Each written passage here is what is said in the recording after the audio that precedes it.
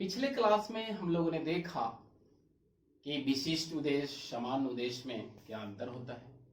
उसके बाद हम लोगों ने देखा कि विशिष्ट उद्देश्य कैसे लिखा जाता है। इसके लिए हमने बताया कि हम लोगों को ब्लूम्स टैक्सोनॉमी जानना चाहिए। तो हम लोग कल पढ़ चुके थे कि ब्लूम्स टैक्सोनॉमी जो है उनके दो और सहयोगियों ने शैक्षिक उद्देश्यों का वर्गीकरण किया। तो हम लोग 3 देख चुके थे। आज हम लोग देखेंगे कि इसके आगे जो है 3 क्षेत्र के बाद जो है उप क्षेत्रों में जो है से इसको और बांटा गया। तो हम लोगों ने देखेंगे कि जो है पहला जो है से ये कल हमने बताया था आपको कॉग्निटिव डोमेन, संज्ञानात्मक क्षेत्र। क्या कहा मैंने? संज्ञानात्मक क्षेत्र, संज्ञानात्मक क्षेत्र। अब ये जो है संज्ञानात्मक क्षेत्र हमने आपको कल ही बताया था, ये दिया गया था बीएस ब्लूम के द्वारा 1956 में। एक और बच्चों ध्यान रखिएगा, यहाँ पे ये जो क्लासिफिकेशन है वर्गीकरण किया है 1956 में, लेकिन अभी जो है रिसेंट में ये रिवाइज हो चुका है। क्या हुआ है? रिवाइज हो चुका है 2001 में। ये जो है से डेविड एंड एंडरसन, ये हम लोग आगे क्लास में पढ़ेंगे। हमने कहा कि ये जो ब्लूम्स टैक्सोनॉमी है ये 1956 का बहुत पहले का है, लेकिन अभी वर्तमान में ये क्या हो गया है? रिवाइज हो गया है, पुनः जो है इसको वर्गीकृत किया गया है। तो अभी हम लोग देखेंगे कि जो संज्ञानात्मक क्षेत्र है वो बीएस ब्लूम के द्वारा किया गया। तो हमने कल ही बताया था आपको, पिछले क्लास में बताया था कि संज्ञानात्मक क्षेत्र जो है मुख्य रूप से मानसिक प्रक्रिया है जिसमें तर्क चिंतन होता है, बौद्धिक योग्यताओं के विकास के बारे में किया जाता है। तो अब हम लोग देखेंगे कि इस कॉग्निटिव डोमेन में और कौन कौन सारे सब डोमेन है। ठीक है, तो इसमें जो है सब डोमेन है, पहला नॉलेज, ज्ञान। दूसरा अंडरस्टैंडिंग, बोध। उसके बाद एप्लीकेशन, प्रयोग। उसके बाद एनालिसिस,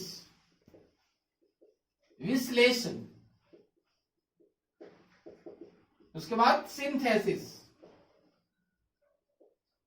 संश्लेषण।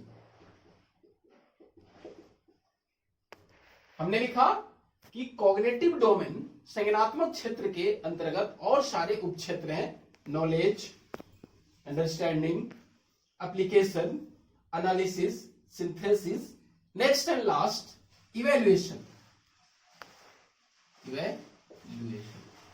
मूल्यांकन।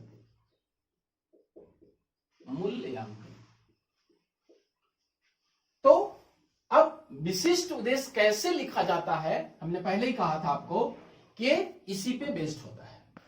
तो अब ये जो संज्ञानात्मक क्षेत्र में विशिष्ट उद्देश्य जो लिखा जाता है, विशिष्ट उद्देश्य, यहां पे समझिएगा, जो विशिष्ट उद्देश्य लिखा जाता है यही तीनों स्तर पे लिखा जाता है, 3 लेवल पे, नॉलेज, अंडरस्टैंडिंग और एप्लीकेशन लेवल पे। मैंने कहा कि विशिष्ट उद्देश्य कितने स्तरों पे लिखा जाता है? 3 स्तरों पे लिखा जाता है, ज्ञान स्तर, बोध स्तर और प्रयोग स्तर। तो हम लोग अब समझते हैं कि मनुष्य की जो संज्ञानात्मक क्षमता है इसमें इतनी सारी बातों को हम लोग अध्ययन करेंगे। तो पहला ज्ञान, नॉलेज, ये जो है हमारा, ये है संबंधित रिकॉल और रिकॉग्निशन से।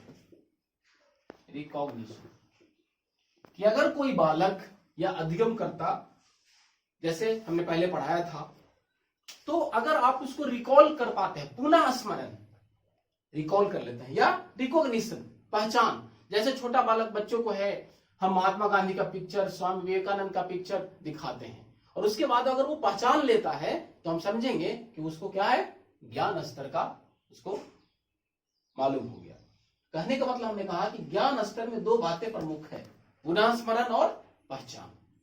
जैसे छोटा बच्चे जो है जब अपने मम्मी को, पापा को पहचानने लगता है तो वो ज्ञान स्तर। अब ये बोध स्तर है,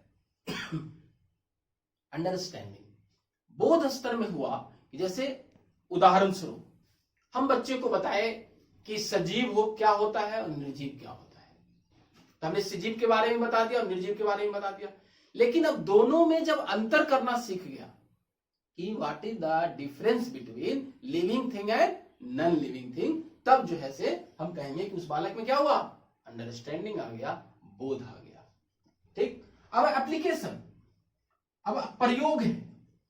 यहां पे क्या है कि जब वो ज्ञान सीख गया तो उसको जो है से वो प्रयोग करना आ जाए दैनिक जीवन में, अपने एग्जामिनेशन में, अपने समायोजन में। जब वो ज्ञान को प्रयोग करना शुरू कर दे तो क्या हुआ, वो प्रयोग कहलाएगा। जैसे हमें कहा है ना कि विशिष्ट उद्देश्य कैसे लिखा जाता है, तो हमने कहा कि 3 स्तर पे लिखा जाता है और उसमें और आगे बताएंगे। तो 3 स्तर पे लिखा, जब आप लिखना सीख जाएंगे और ये आ जाएगा तो हम कहेंगे कि सर ने पढ़ाया तो हमने सीखा, प्रयोग किया। अब एनालिसिस, विश्लेषण, ये समझना है।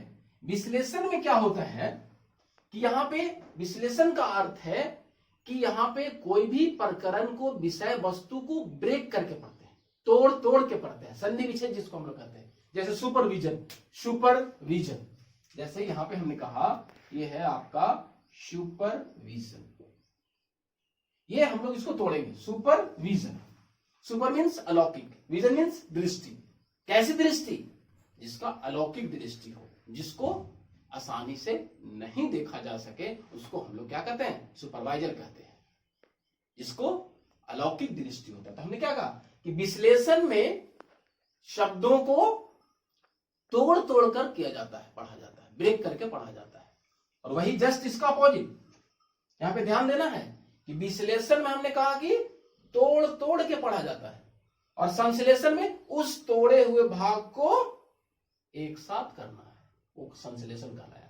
तो विश्लेषण में अलग अलग और संश्लेषण में उस अलग तथ्यों को, सूचनाओं को एक साथ करना है। ठीक है, अब है लास्ट क्या है, मूल्यांकन।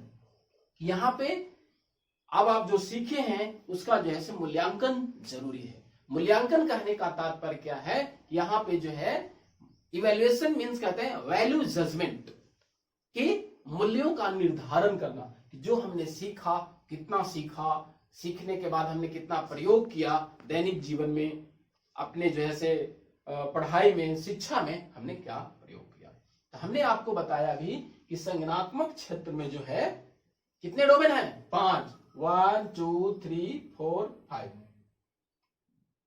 6 है ना, सॉरी 6 है, 6।